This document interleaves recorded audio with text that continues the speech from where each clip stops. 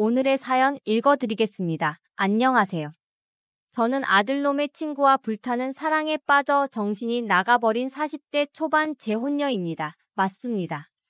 저는 지금 남편과 재혼을 해서 제배로 낳은 자식이 아닌 아들놈 하나 데리고 남편과 같이 살고 있습니다. 아들은 최대 야구부를 나와서 듬직합니다.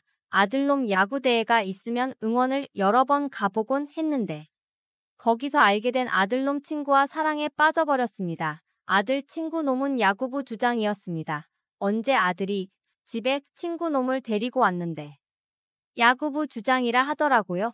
야구부 주장이라 그런지 뭔가 듬직하고 남자다운 면이 어른인 제가 봐도 멋져 보였어요. 특히 허벅지가 엄청 튼실하더라고요. 이러면 안 되지만 제가 젊었다면 금방이라도 사랑에 빠졌을 겁니다. 하지만 나이도 나이인지라 저와는 절대 만날 수가 없는 사이죠. 아들놈의 친구인데 제가 감히 지금 무슨 생각을 하고 있는 건가 싶었습니다. 정신을 가다듬고 속으로만 설레는 감정을 억누르고 있었습니다. 그러던 저에게 기회가 아닌 기회가 찾아오더라고요. 아들과 친구놈에게 밥을 차려주고 안방에 들어와 TV를 보고 있는데 거실에서 갑자기 아 뜨거워 소리가 나더라고요. 아들 친구놈이 밥을 먹다가 미역국을 옷에 죄다 쏟아버렸습니다. 아들이 친구에게 화장실에 들어가 샤워를 하라 하더라고요. 저희 집은 공동주택인데 지방 구조가 특이해서 안방에 화장실이 있습니다. 저는 여기서 해서는 안 될 생각들을 제가 하기 시작합니다. 정신이 나간 제가 아들 친구놈을 꼬셔보기로 결정을 합니다. 저는 글래머입니다. 아줌마지만 나름 섹시한 끼가 있어 웬만한 남자들의 꼬셔보려고 마음먹으면 나름 잘 꼬셨습니다. 저는 제 매력을 살려야 했습니다. 일부러 섹시한 시스루 입고 외출을 하면 길에 다니는 남성분들 시선이 다 상체 쪽으로 쏠리는 걸 잘 알고 있습니다. 쉽게 말해 제가 마음만 먹으면 안 넘어온 남자들이 없었기에 아들 친구 놈을 유혹해보려 시도했습니다. 정신 나간 아줌마라 하실지 모르겠지만 그날따라 이상한 열정이 불타올랐던 것 같습니다. 아들 친구 놈이 화장실로 씻으러 오는데 저는 일부러 입고 있던 잠옷 위로 단추 3개나 풀고 가슴골이 드러나게 옷을 입고 있었습니다. 아니나 다를까. 아들 친구 놈이 안방으로 들어와서는 제 볼륨을 힐끗 쳐다보더라고요. 그러더니 부끄러웠는지 얼른 화장실로 들어가는데 그 모습이 어찌나 귀엽던지 아들 친구 놈을 앞으로 더 알아가야겠다 생각을 했습니다. 그날 이후로 저는 아들놈 시합 경기가 있을 때마다 응원을 나갔습니다. 아들놈이 요즘 왜 이렇게 응원을 자주 오냐 하는데 아들이 좋아서 응원 온 엄마를 뭘 어떻게 하겠습니까? 경기 응원을 갈 때마다 맛있는 간식들을 정성스럽게 싸갔습니다. 특히나 주장놈은 제가 만들어 온 간식 샌드위치를 너무 좋아해서 항상 3개 이상씩 먹더라고요. 애들이 너무 맛있게 먹어줘서 고마웠습니다. 여러 번 경기장에 응원을 가니 제가 친근해졌는지 아들 친구놈들이 전부 다 저에게 어머니라 부르기 시작하더라고요. 여러 아들들을 둔 기분이 들며 저를 좋아해주니 아이들에게 굉장히 고맙더라고요. 여느 때와 다르게 마지막 시즌 결승전 경기가 있던 날이었습니다. 아들 친구 주장 녀석이 제게 한마디 하더라고요. 어머니 저 이번 경기 마치면 다음 주에 군대 들어가요? 아니 무슨 말이니 갑자기 군대를 왜 내 어머니 그렇게 됐습니다. 앞으로 어머니 샌드위치 먹고 싶으면 어떡해요? 아이고 형석아 얘 엄마가 자주 면회 갈게. 아니 엄마가 형석이 면회를 왜 가 엄마 아들이야. 그럼 형석이도 엄마 아들이지 둘째 아들이다. 이놈아 어머니 정말요. 그럼 둘째 아들 하겠습니다. 그렇습니다. 형석이는 고등학생 때 어머니가 시한부 선고를 받고 이 세상을 떠났습니다. 어머니가 안 계시니 어머니가 많이 그리울 테지요.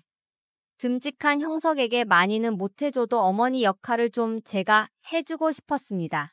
그렇게 형석이는 이번 시즌을 우승을 하고 군대에 입대를 했습니다. 아들 녀석에게 형석이 군 배치 주소를 받아 형성이가 좋아하는 샌드위치와 군인들이 좋아한다는 치킨 피자를 사들고 형석이를 만나러 갔습니다. 형석이도 남자이기에 가슴골이 드러나는 원피스를 입고 갔습니다. 형석이는 저를 보자마자 어머니라 하며 저를 꽉 껴안고 저도 그런 형석이를 제 가슴에 품었습니다. 그렇게 저희는 면회장 안으로 들어갔습니다.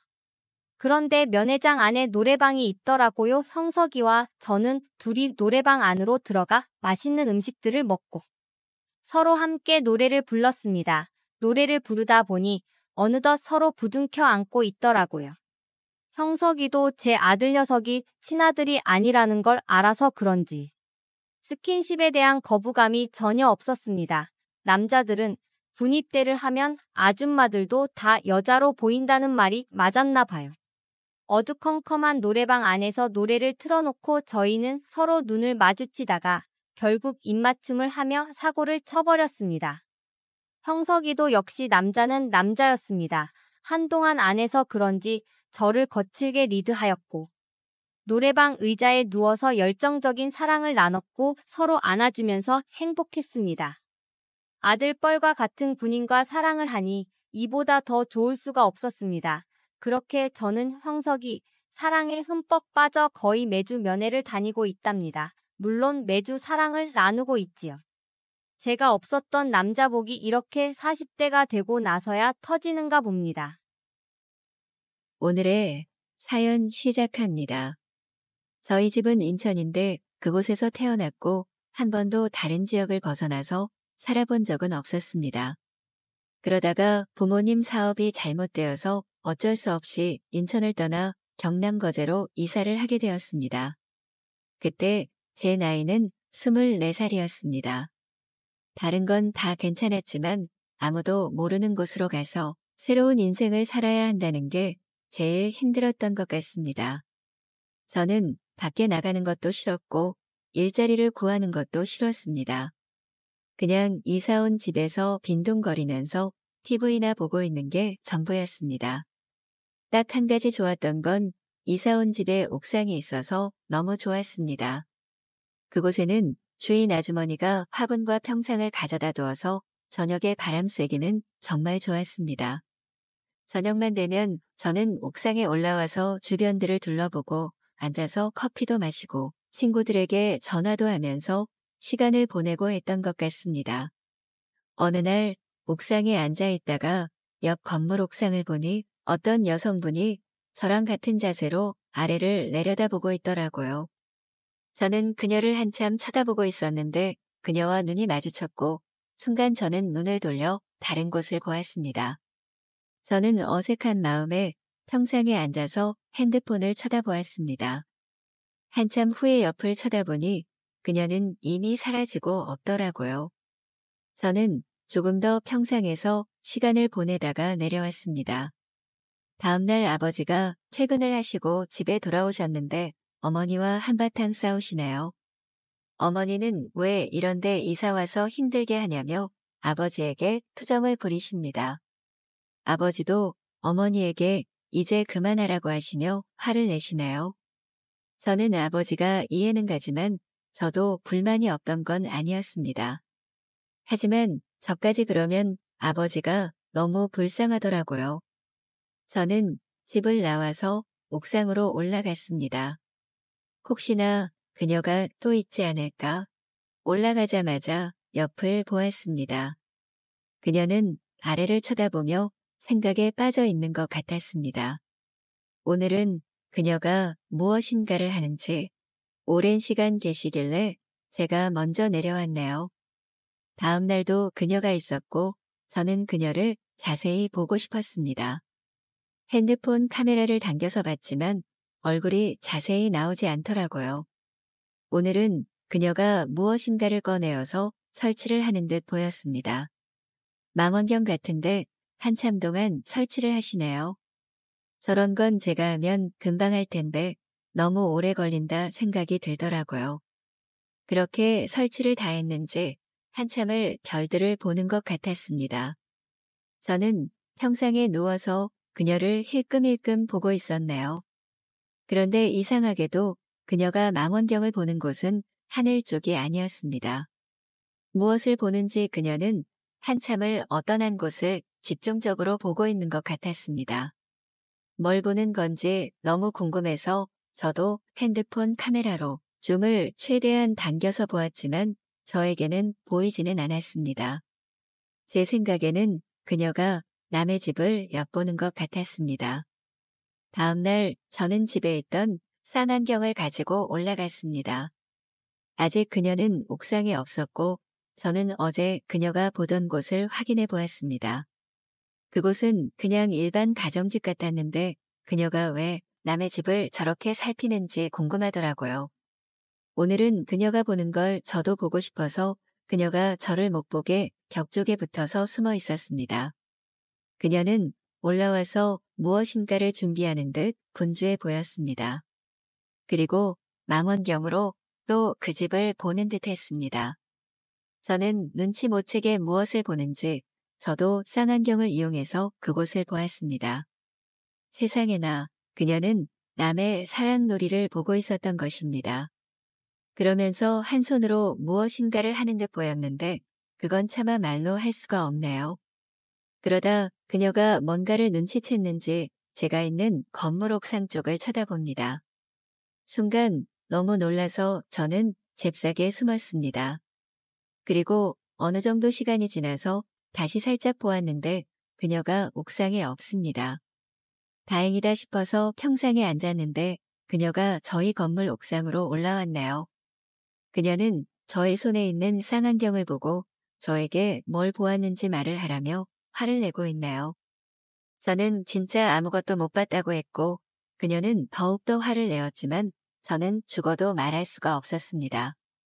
그녀는 평상에 앉아 무엇인가를 한참 생각하는 듯 했습니다. 그녀는 무엇인가를 결정했는지 본인 건물 옥상으로 가자고 하였고 저는 왜 그 옥상으로 가냐고 물었습니다. 여기는 사람들이 왔다 갔다 하니까 대화를 하기 힘들다고 본인 건물 옥상으로 가자고 하네요. 그녀가 있는 건물 옥상은 집이랑 연결되어 있는 옥상이라 아무도 못 올라온다고 하네요. 일단 저는 따라 나섰고 그녀의 건물 옥상에 도착하였습니다. 그녀는 올라오자마자 제 멱살을 잡으며 사실대로 말 안 하면 여기서 밀어버린다고 협박을 하네요. 저는 그녀에게 솔직히 얘기를 했고 이유도 설명을 했습니다. 그녀는 제가 다른 사람들에게 말할까봐 걱정하는 눈치였습니다. 그래서 저는 누구한테도 절대 말하지 않겠다고 했지만 그녀는 저를 믿지 못하겠으니 각서를 쓰라고 합니다. 저는 말도 안 되는 소리 하지 마시라고 하며 거절을 하였습니다. 그녀는 안 되겠다 싶었던지 갑자기 저의 얼굴을 붙잡고 입맞춤을 합니다. 저는 뭐 하는 거냐고 했지만 그녀는 거칠게 숨을 몰아쉬며 절대로 떨어지지 않았습니다. 힘으로 막을 수는 있었지만 저는 그렇게 하지는 않았고 그녀와 그런 곳에서 사랑을 해버리고 말았습니다. 그 뒤로 그녀는 저의 전화번호를 자기 전화에 입력하고 매일같이 저를 불러냈습니다. 저는 그런 그녀를 점점 좋아하게 되었고 그렇게 저희는 연인이 되어 결혼도 하게 되었습니다. 저는 그녀와 지금도 행복하게 잘 살고 있습니다. 여러분들도 뜻밖의 행운이 생기시길 바라봅니다.